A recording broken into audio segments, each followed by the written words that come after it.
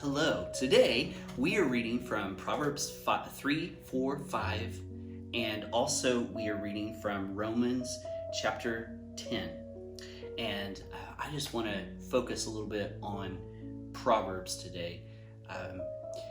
And as we look at Proverbs, we're going to be, first of all, we jumped right to Proverbs because this is writings from Solomon, who we just got to hear about his kingship and learning how to be a wise king.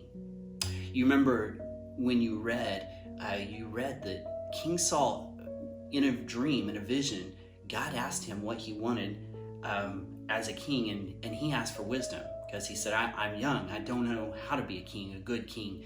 And so he asked for wisdom, and God lavished it on him. He said, you're going to be the wisest king. There's not going to be any like you. And so here he wrote down some of his wise sayings in the book of Proverbs, and it's loaded with just rich stuff for us to feed from. And as you read through this, you probably need to, in a year or a few months, whatever it is, read it again, because there's so much to chew on here.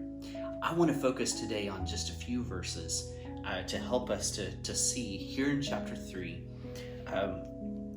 just a cool nugget that actually I memorized when I was a very small boy. And it's Proverbs 3, 5, and 6. It says, trust in the Lord with all your heart and lean not on your own understanding, but in all your ways acknowledge him, and he will make your paths straight.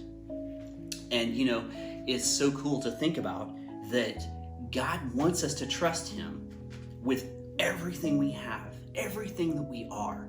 He wants us to give him all of our hearts. Sometimes we don't do that though.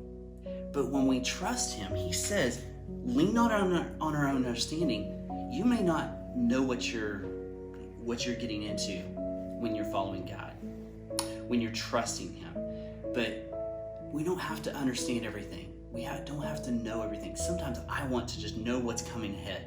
What is around the corner?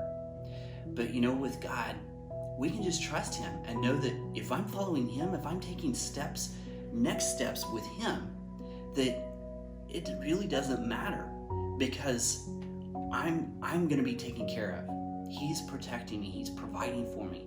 And so he says, in all your ways, submit to him. So we are totally laying ourselves at his feet, saying, God, I'm yours. I'm your hands and feet.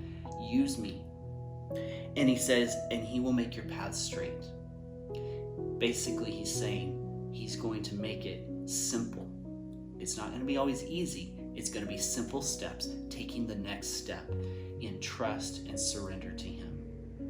And so every bit of this Proverbs is so cool to hear his wisdom. We jump to the next chapter, and he says in chapter 4, verse 6, he says, do not forsake wisdom, and she will protect you.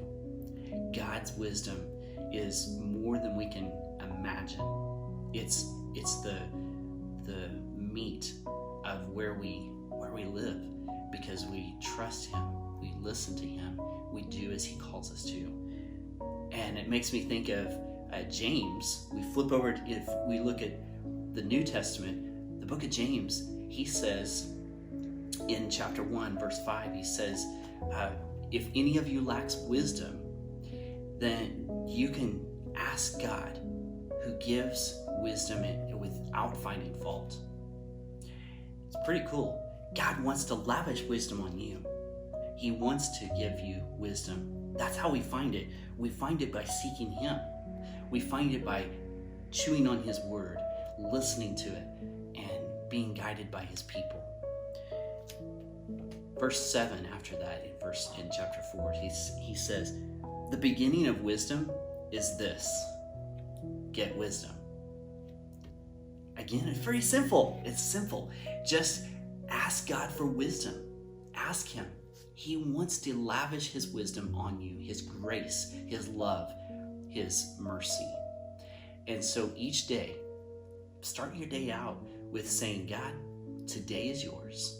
I am surrendering to you. Whatever you have for me, I am going to surrender to you and follow you, not my own will, not my own desires, my fleshly desires, because we often try to do our own thing. We want to do our own thing that's easy because we know we are in control. But you know what? We need to release that control to him. We need to give it up to him and realize that his wisdom is going to be best, and it's gonna guide us. It's going to lead us to himself.